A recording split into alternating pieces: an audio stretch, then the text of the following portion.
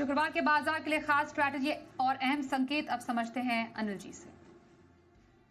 वैसे तो आज के डेटा जो आपको नजर आएंगे एक्सपायरी के, उसमें बहुत सारा एडजस्टमेंट होगा, इसलिए कैश मार्केट और वायदा कारोबार के डेटा एफआईज और घरेलू फंड के आपको ज्यादा संकेत देंगे नहीं। ऐसे में आपको भरोसा करना होगा नई सीरीज में किस तरह के रोल ओवर होते हैं, अगस्त की सीरीज में किस तरह की एफआईज की इंडेक्स फ्यूचर्स की लॉन्ग पोजीशन आगे बनती दिखती है, उससे थोड़ा संकेत लेंगे। बाकी संकेत अगर आप अमेरिकी बाजारों से लेना चाहें तो वो तो अच्छे होंगे ही, वैसे हम लेते नहीं है। डाउ फ्यूचर्स करीबन 200 point, Nasdaq futures 300 point, 350 point तगड़े एक्शन में दिख रहे थे, और वजह है कि बाजार बंद होने के बाद वहां मेटा वगैरह के जो नतीजे आए वो काफी जबरदस्त रहे, और उसका असर आज अमेरिकी बाजारों में दिखेगा भी। हमारा संकेत जहां तक लेने का सवाल है, नीचे अब 24,600 24,680 ये रहेगा मजबूत सपोर्ट कल के लिए, और ऊपर में 24,850 24,950 की रेंज रहेगी रुकावट के तौर पर। जहां तक सवाल बैंक निफ्टी का है, 55,575 से लेके 55,850 की रेंज रहेगी सपोर्ट के तौर पर, और ऊपरी स्तरों पर 56,200 से लेके 56,400 की रेंज में आपको आती दिखेगी प्रॉफिट बुकिंग भी। तो इन लेवल्स पर आपको नजर रखनी है। जहां तक सवाल मिड कैप स्मॉल कैप शेयरों का है, इनमें मजबूती तभी लौटेगी जब दिग्गज शेयर कुछ ताकत दिखाने की कोशिश करे, तब तक बाजार रहेंगे थोड़े कमजोर और रेंज बाउंड। और आइए अब अविनाश जी से जानते हैं कि लॉन्ग टर्म के लिए कौन से स्टॉक उन्हें पसंद आ रहे हैं। सर बताइए, क्या पसंद है आपकी लॉन्ग टर्म में? स्वाति, लॉन्ग टर्म में हमको रेलटेल पसंद है। देखिए, ये एक सरकारी कंपनी है जो टेलीकॉम प्रोजेक्ट्स और इंटरनेट रिलेटेड एक्टिविटीज में काम करती है। कंपनी ने पिछले साल काफी अच्छा परफॉर्मेंस दिखाया, इनफैक्ट 3,500 करोड़ पे 304 करोड़ का मुनाफा कमाया। कंपनी की ऑर्डर बुक स्वाति बहुत बढ़िया है, करीबन 7,000 करोड़ की ऑर्डर बुक है, और सबसे बड़ी बात, कंपनी बिल्कुल कर्जा मुक्त है। कंपनी के कैश फ्लोज भी काफी अच्छे हैं, और हमको लगता है कि इस साल कम से कम 360 365 करोड़ का मुनाफा इस साल आएगा। और होपफुली जिस प्रकार से इंटरनेट की पेनिट्रेशन बढ़ रही है, रेलवेज भी अभी काफी आईओटी को फॉलो कर रहे हैं, तो इसका बेनिफिट कंपनी को जरूर मिलना चाहिए। और ऑर्डर बुक कम से कम 2 साल के लिए तो इनको रेवेन्यू विजिबिलिटी देगी। तो मेरे ख्याल से 365 360 का लेवल अच्छा लेवल है एक्यूमुलेट करने के लिए।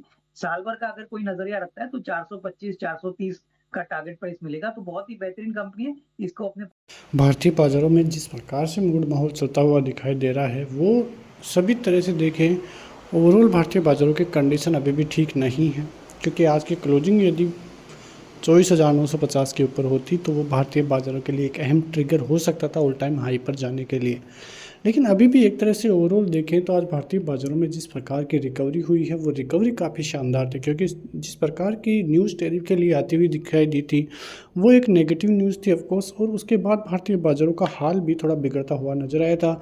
लेकिन फिर निचले स्तरों से करीब 24,650 के लेवलों से भारतीय बाजार में रिकवरी, और रिकवरी करीब 300 पॉइंट की रिकवरी थी। लेकिन उसके बाद भारतीय बाजार हिलते हुए नजर आए, और लास्ट के 1 घंटे में, लास्ट के आधे घंटे में करीब 200 पॉइंट की गिरावट फिर से देखने को मिली।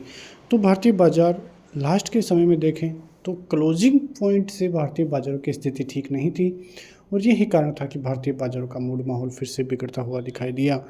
अब भारतीय बाजारों के लिए कल की बात करें तो एफआईआईज की तरफ से भारतीय बाजारों में अभी भी कोई सहारा मिलता हुआ नज़र नहीं आ रहा है। करीब 35-40 हज़ार करोड़ की सेलिंग एफआईआईज जुलाई के महीने में ही कर चुके हैं, और यदि आगे भी ऐसी ही सेलिंग आती रही तो भारतीय बाजारों की तरह और भी ज़्यादा सेंटिमेंट बिगड़ते हुए नज़र आ सकते हैं। लेकिन यदि 24,950 का स्तर भारतीय बाजारों में ऊपर की तरफ जाके क्लोजिंग हो 25,050, जो कि करीब 20 ईएमए है, उसके ऊपर जाता हुआ बाजार दिखाई दे तो फिर ऑल टाइम हाई जाने से बाजार को कोई नहीं रोक सकता। ये लगातार 7वीं बार था जब फिर से 25,000 के आसपास से भारतीय बाजार नीचे की तरफ लौटता हुआ नजर आया है, और यदि ऐसे ही आगे होता रहा तो वो भारतीय बाजारों में 24,650 के लेवल भी टूटे तो फिर दिक्कतें बढ़ती हुई नजर आएगी, क्योंकि 50 और 100 ईएमए वहाँ पे 100 ईएमए नीचे की तरफ आपको वहाँ पे देखने को मिलेगा।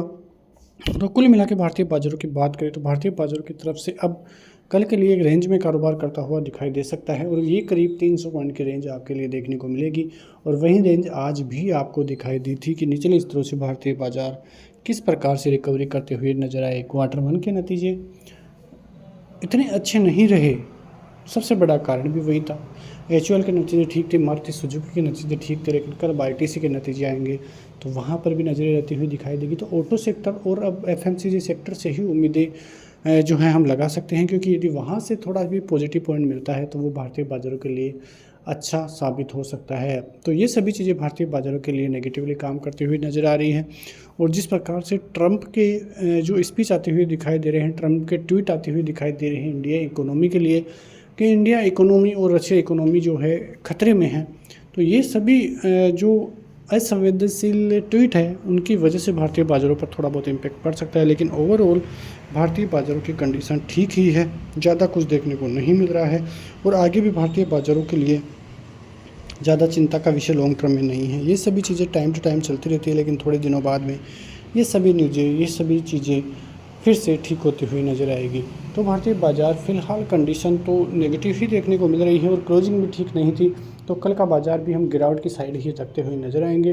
वहीं बैंक निफ्टी की तरफ से बात करें तो बैंक निफ्टी यदि अब 55,800 का लेवल नीचे की तरफ टूटता है कल, तो फिर दिक्कतें बढ़ेगी और 55,500 तक के टारगेट देखने को मिल सकते हैं। वहीं ऊपर की तरफ बात करें तो 56,000 का और 56,000 के ऊपर भारतीय बाज़ार में बैंक निफ्टी जो है अच्छा खासा पॉजिटिवली काम करता हुआ नज़र आ सकता है। मिलते हैं नेक्स्ट वीडियो में, तब तक के लिए जय हिंद।